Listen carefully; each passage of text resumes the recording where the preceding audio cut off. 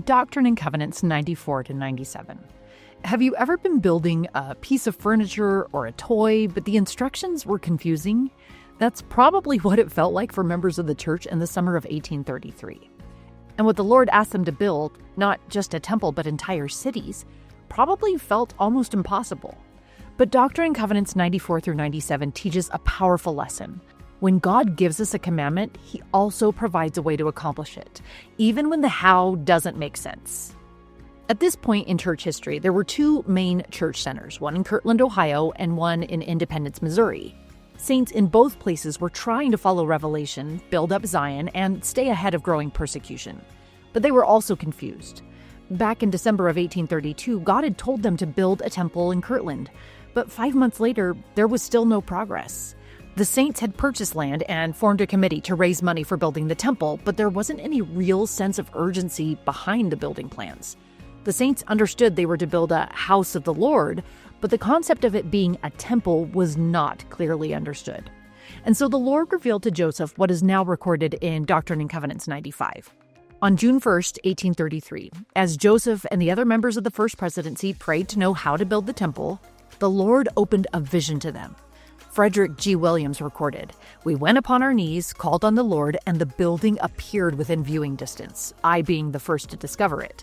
Then all of us viewed it together. After we had taken a good look at the exterior, the building seemed to come right over us." End quote. What an experience. But while this revelation and vision were marvelous, they also came with a stern chastisement for the delay in something so critical for the saints' progression. The Lord was just waiting to bless the saints, but they were delaying that blessing. In some ways, the Lord was hurrying the saints along in the building of the temple because they needed and would need the blessings that would come from the temple. After the vision ended, the three men drew up plans for temples in Kirtland and Independence. Just 3 days later, on June 4th, 1833, church leaders held a conference to discuss multiple topics regarding the church and the temple. The first decision that had to be made was how to use the 103 acres of land the church had recently purchased. The men discussed and argued and expressed their opinions, but couldn't come to an agreement about how to use the land. Finally, what they all could agree on was that they needed the Lord's guidance. Joseph led the men in a prayer, asking the Lord for his wisdom, and consequently received the revelation in Doctrine and Covenants 96, which instructed Bishop Newell K. Whitney to become the steward of the land, and that the land first and foremost should be where the Lord's holy house was built.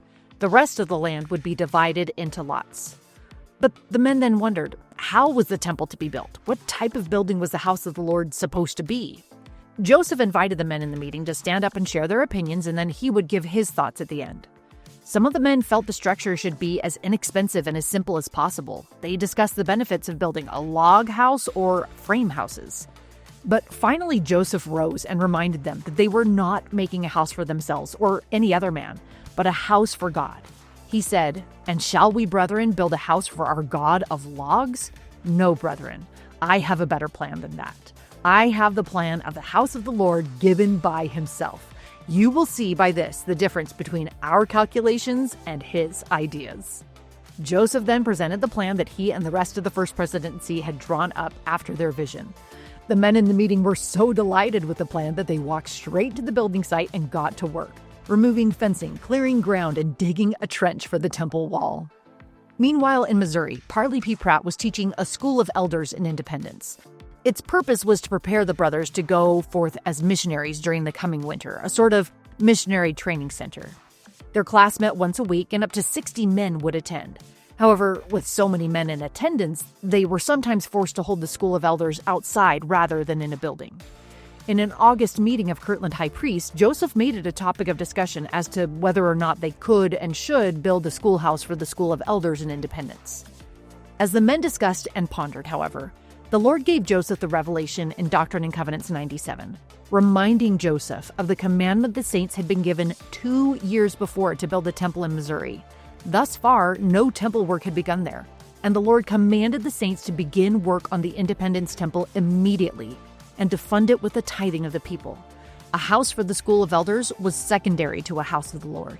The Lord promised in this section that if the saints obeyed His commandment, then they would flourish in the land, become great and immovable, and escape their enemies.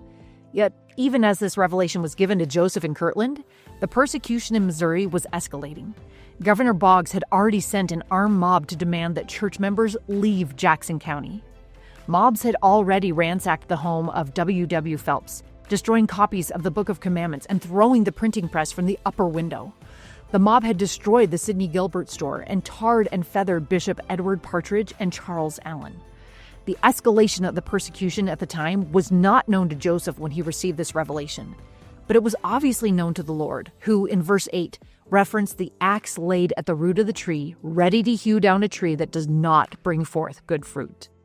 Still unaware of the details of what was happening in Missouri, including that the printing office had been destroyed, Joseph received another revelation, this one instructing the saints to build an office for the first presidency and a printing office in Kirtland. Through all the confusion the saints faced, the Lord was still in charge. Though they couldn't see his plan, there was a design in all that he did, and the same is true for us. And that's what's happening in Come Follow Me this week.